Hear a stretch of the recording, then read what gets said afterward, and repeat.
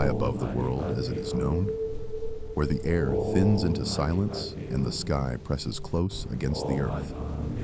A procession moves with unwavering devotion. There are no roads here, no safety, no certainty, only a fragile path carved into the bones of the mountains themselves. The Himalayas rise like ancient guardians, their jagged peaks piercing through oceans of clouds. Their sheer cliffs dropping into endless white voids where depth cannot be measured and the ground cannot be seen. Along these impossible heights, a line of simple Buddhist monks advances. They move not with haste, not with hesitation, but with a steady, deliberate rhythm that seems older than the mountains themselves. Each step is a quiet act of faith. Each breath is a measured offering to the vast silence that surrounds them. Their feet touch narrow wooden planks that groan softly under weight, planks that have endured countless seasons of frost and time, now cracked, splintered, and worn. Some boards sag under pressure. Others shift ever so slightly, threatening imbalance with every movement. And yet, the procession does not break. It continues, stretching far beyond what the eye can follow, disappearing into the curves of the mountain where stone corridors twist and narrow, where overhangs press low and the path seems to vanish into darkness. Behind them, the line extends just as endlessly, a living thread of devotion woven across the cliffside, fading into mist and distance. At the heart of this moving line is the sacred burden they carry. A palanquin, a relic platform, a shrine of ancient origin, constructed from weathered wood, darkened by centuries, carved with symbols whose meanings have long transcended language. Its surface bears the marks of time, scratches, faded patterns, softened edges, where countless hands have steadied its frame. It is not merely an object. It is memory. It is belief. It is something far greater than the weight it places upon the shoulders of those who carry it. And it is heavy. The monks carry it together, their movements synchronized with precision born of necessity. A single misstep, a moment of imbalance could send the entire structure tipping into the void below. There are no barriers, no protections. Nothing stands between them and the abyss except their unity, their discipline, and their unwavering focus. Below them, there is nothing. No visible ground, no distant valley, only an endless expanse of clouds, shifting slowly like a silent ocean. The depth is immeasurable, the drop absolute. To look down is to confront a vast emptiness that swallows perspective, where distance loses meaning and the mind struggles to comprehend the scale. Yet they do not look down. Their gaze remains forward, fixed upon the path ahead, a path that is never truly stable, never truly safe. Narrow ledges cling to vertical rock faces, sometimes no wider than a single step. Wooden galleries jut out from the cliffs, supported by beams driven deep into ancient stone, their strength uncertain, their endurance tested by time and weather. Suspended walkways stretch across chasms, their planks uneven, some missing entirely, leaving gaps that demand careful navigation. Each section of the journey presents its own silent challenge. There are passages where the mountain itself closes in, forming tight corridors where the ceiling presses low, forcing the carriers to adjust the angle of the sacred structure as they pass. There are stretches where the path tilts outward, slanting dangerously toward open air, requiring a shift in balance that must be perfectly matched by all who bear the weight.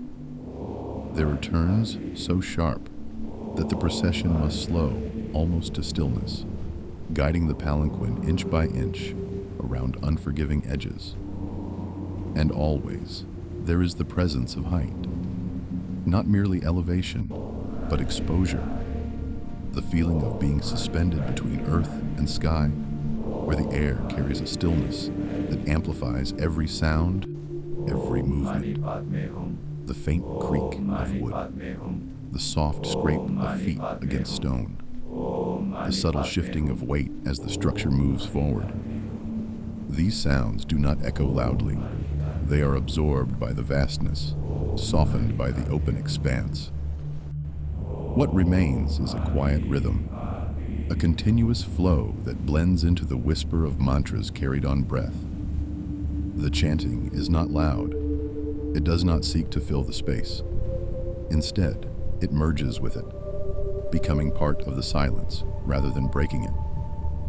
The voices rise and fall in gentle harmony, steady and unbroken, guiding the movement, reinforcing the unity of the group. It is a sound that does not demand attention, yet once heard, it cannot be ignored. It becomes the pulse of the journey. Time behaves differently here. Minutes stretch into something longer, shaped not by clocks, but by distance covered, by steps taken, by the careful navigation of each fragile section of path. There is no rushing.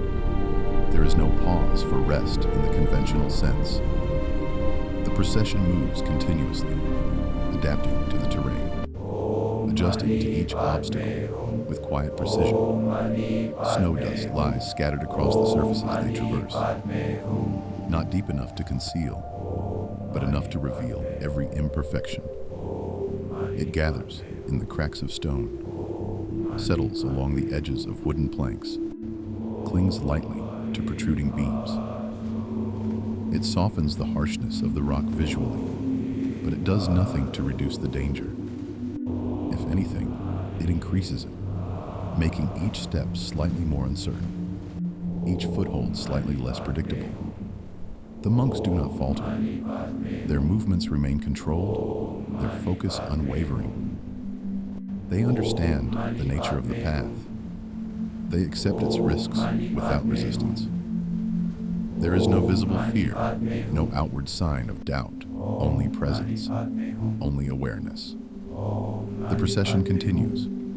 Around one curve, the path narrows further, forcing the line to compress slightly.